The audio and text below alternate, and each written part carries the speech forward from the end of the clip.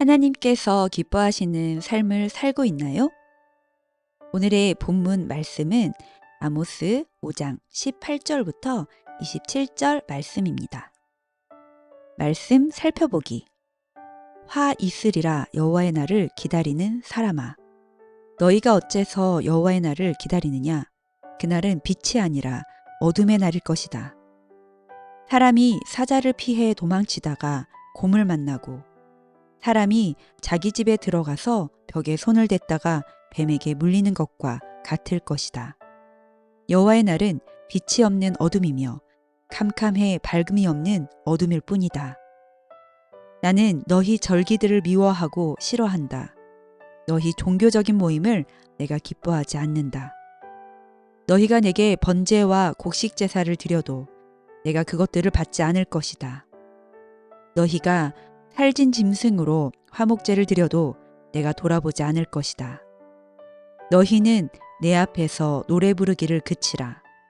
너희가 켜는 하프 소리도 내가 듣지 않겠다. 오직 정의를 강물처럼 흐르게 하고 의를 시냇물이 마르지 않고 흐르는 것처럼 항상 흐르게 하라. 오 이스라엘 백성아, 너희가 광야에서 40년 동안 희생 제물과 곡식 제물을 내게 드렸느냐? 너희 왕 식굿과 너희 우상 기욤, 곧 너희가 너희를 위해 별 모양으로 만든 너희 신을 너희가 짊어지고 다녀야 할 것이다. 그러므로 내가 너희를 다메섹 너머로 사로잡혀 가게 할 것이다. 만군의 하나님이라고 불리는 여호와께서 하신 말씀이다. 오늘의 팁. 18절에 화 있으리라. 히브리어 호이로 누군가 죽어 비탄에 빠졌거나 큰 위협이 닥쳤다는 것을 강하게 경고하는 표현입니다. 26절에 너희 왕 식굿과 너희 우상 기욤. 전통적으로 메소포타미아 지역의 별신들인 타쿠트와 카이완으로서 둘 다 토성을 가리키는 동의어로 보입니다. 고대인들은 행성들 중 토성이 가장 멀리 떨어져 있는 것으로 생각했습니다. 따라서 그들에게 토성은 하늘을 지나는 가장 느리고 변함없는 것으로 이해되어 태양이 의미하는 안정성, 의로움, 진실 등을 토성에게도 점차 적용하였고 그 결과 신으로 경배되어졌습니다. 한편 이스라엘에서는 역겨운 우상을 의미하는 쉬쿠츠의 모음을 식굿이라는 별신에게 적용시키는 작업이 이루어졌습니다. 즉, 거짓 신들의 위치를 격화시키기 위해 서기관들이 언어 유희를 통해 식굿이 곧 역겨운 우상으로 인식되게 한 것입니다. 말씀 이해하기. 선지자 아모스는 여호와의 날을 기다리는 이스라엘 백성에게 화가 있을 것이라 선포합니다. 여호와의 날이 자신에게 빛과 같이 좋으리라 기대하며 기다리던 백성에게 그날은 오히려 어둠의 날이 될 것을 알려줍니다. 이스라엘 백성이 여호와의 날을 기대하는 이유는 자신이 열심히 제사와 절기를 지키며 부지런히 여호와 앞에 나아갔기 때문입니다. 그들은 열심히 예배하고 많은 제물을 드렸습니다. 그러나 하나님은 그 종교적 열심을 기뻐하지 않으니 찬양을 멈추라고 말씀하십니다.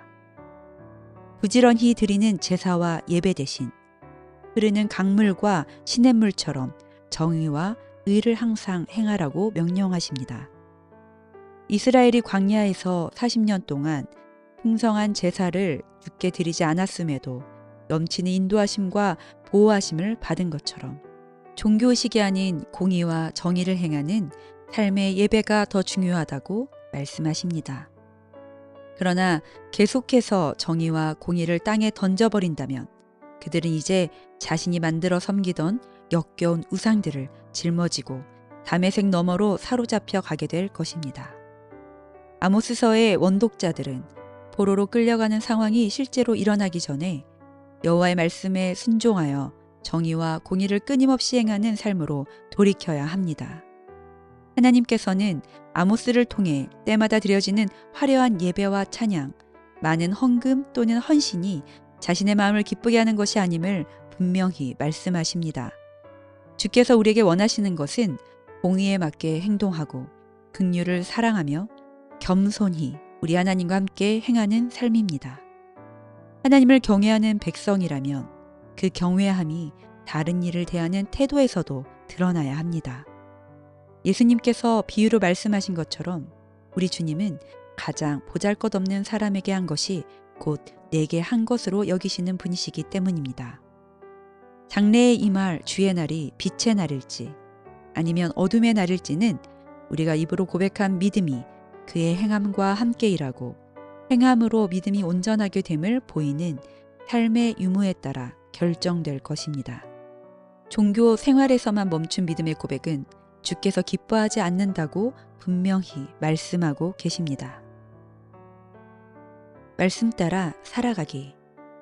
주를 향한 나의 열심은 어떻게 표현되고 있습니까?